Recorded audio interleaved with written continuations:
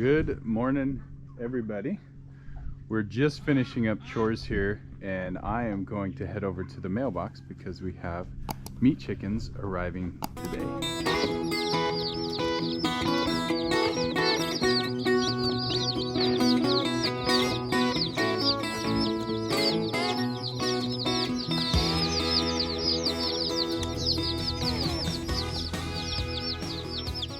It's not our first time raising chickens for meat, but it is our first time raising meat chickens, if that makes sense. We've hatched our own eggs from our own heritage breeds, but this is the first time that we've ever ordered chickens, specifically meat birds, for raising for meat.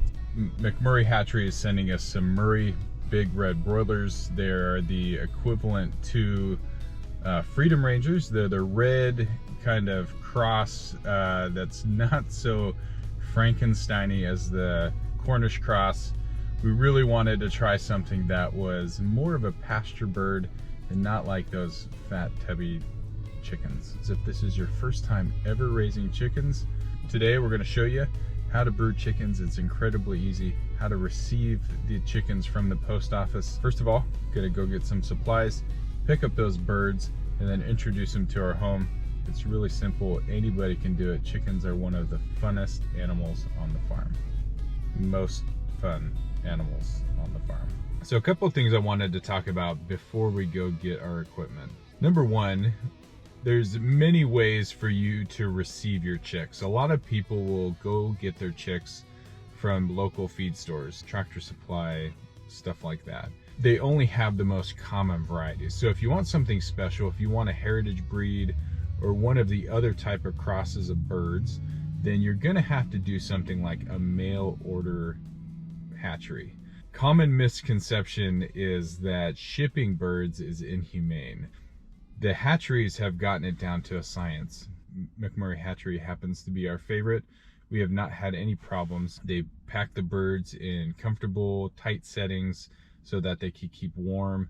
They put warmers in there, they put gels so the birds can stay hydrated and get the nutrients they need. And also, baby chicks are amazing. They can survive on the nutrients from the yolk for up to 72 hours. One thing to know, when your chicks come to you, they're probably gonna be really, really thirsty.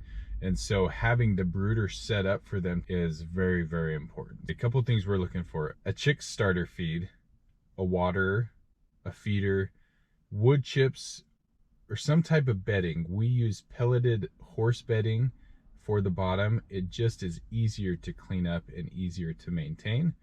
And then you're gonna need something that provides heat. So they have the brooding lights, because really what you're doing is you're mimicking mama hen's body warmth. A couple options there. Cheapest option is going to be the brooder lamps. You can buy like the bulb and the lamp for like $9 at your feed store. It's not a big deal. It's not a big expense. You can also get brooder plates, and there's these big these rectangle thin electric plates that provides like gentle, warm, radiant heat. We have moved to that just because it makes it so much easier. You don't have to worry about fires in your wood chips. You can spend a lot, you can spend a little, you can borrow these things from your friends. Those are the options that we recommend. And let's go get our stuff.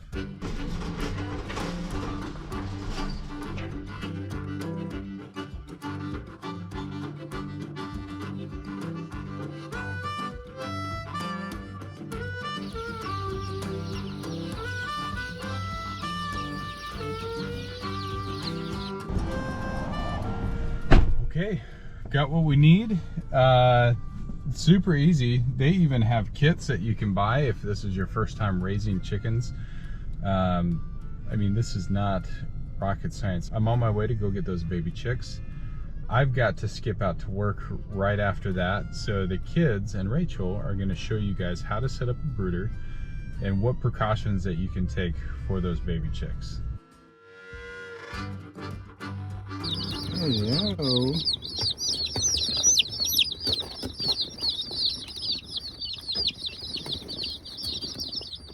This might just be our local post office. Is fantastic at notifying us when the bird gets to the post office. They're just really, really on top of it. We have not had a problem with that at all.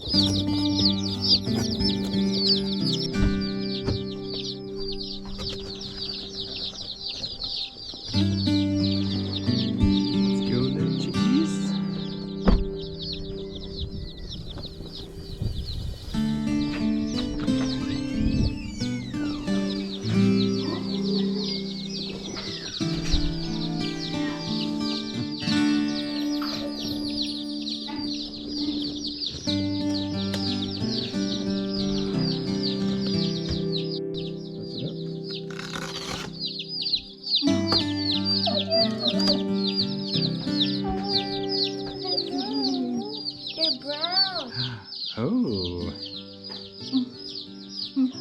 Now starts the naming. I want to name. Graham cracker. Should call one Toast. Yeah, Toast. I'm naming this one Nugget. This one is Toast. That one's Toast. I like Toast. This one. There's feed and water and bedding all in the car. So you got to show everybody how to set up a brooder. Okay. And get them all comfy and nice. Sounds good. We feel like we've done it a million times, but it's the funnest part. Baby chicks is so much fun. Yeah, I like it. Hey guys, it's AJ. So today, Dad wanted us to set up a brooder for the new baby chicks. So Alora and I are gonna go do that. We're gonna show you how we do it and the things you need if you're setting up a brooder of your own. So let's get to it. And here we have Water, I think. yeah. Water and food. This is the. We need to put marbles in it. Okay. Yeah, I do not know what this is. I think this is for when the chicks are bigger. Your guess is as good as mine. So we did not go to the Tractor Supply with Dad. So we don't know what the heck a few things in here are. But we'll try our best. And we'll see what we can do. So, okay, so we have our bag. We have our stuff. We've got it all out. Okay. I have never used a GoPro before, so forgive me. So we have our bag of chick starter. That has all the nutrients they need to start growing and getting bigger. Then we have our bedding, which they can lay on it, they can pee and poop on it. It's really absorbent. It's my personal favorite kind of bedding because it's easier to clean out. Put in the comments below what your favorite kind of bedding is. Oh man. That's not what I wanted. How do you operate this? Dad, when you're looking over this footage, this is not for comedial purposes. I am having trouble figuring out how to use this. Okay guys, so we have everything we need. We have this big old container that we're gonna put the chicks in. We have the bedding. We have the feed. And then we have the feeder and waterer. The way that this thing works is you can screw in a jar to this. So a jar full of water in our case, and the water will come out of this little hole here. It's really simple, easy to set up. We've done it well over a dozen times.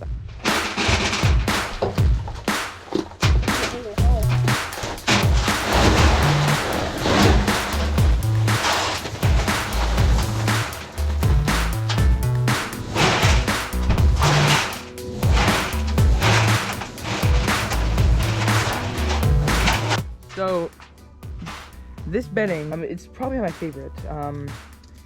It comes in these little pellets, and they absorb all the pee and poop and the water, and that causes them to turn into powder, which is really easy to clean out, and that's why I like them. So we have it all set. We have all the pellets in. So now we get on to putting the food and water in, and then after.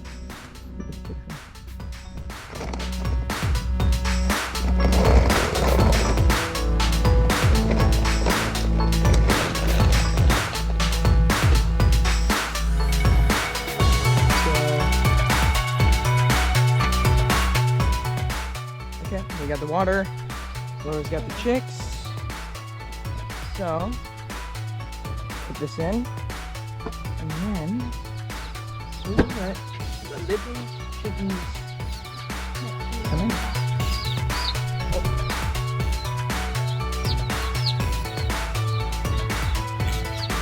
So put them in.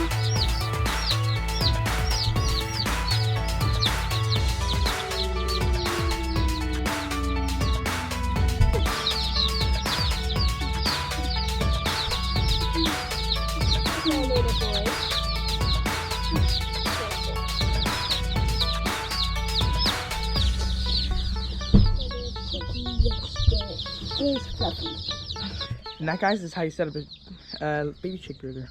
What she's doing is she's showing the chicks where they get water just by gently tapping their heads into it. And see, they're already getting the hang of it.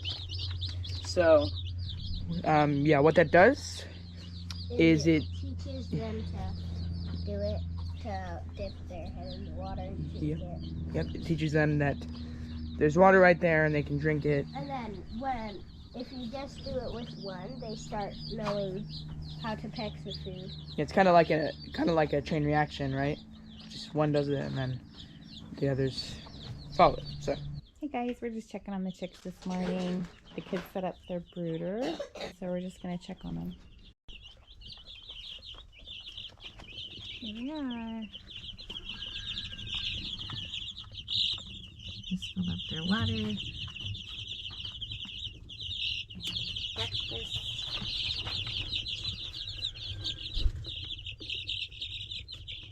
Hanging out in their heat.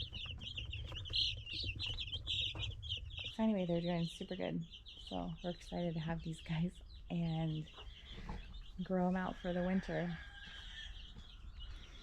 It'll be good. And the kids did a great job setting up their little brooder. What do you think? Give them a high fives? Well guys, thanks for hanging with us today. Don't forget to like, subscribe, and hit that notification bell so you guys know when 4 Kids in a Farm puts out another video. And join us along in this chicken journey so that we can show you how we're doing these red broilers. The next thing we're probably going to do is build a movable tractor for them to be rotated on grass. So that's exciting. So stay tuned. Thanks guys. Mom, Brixton's messing with the GoPro. Mom's to get her the GoPro.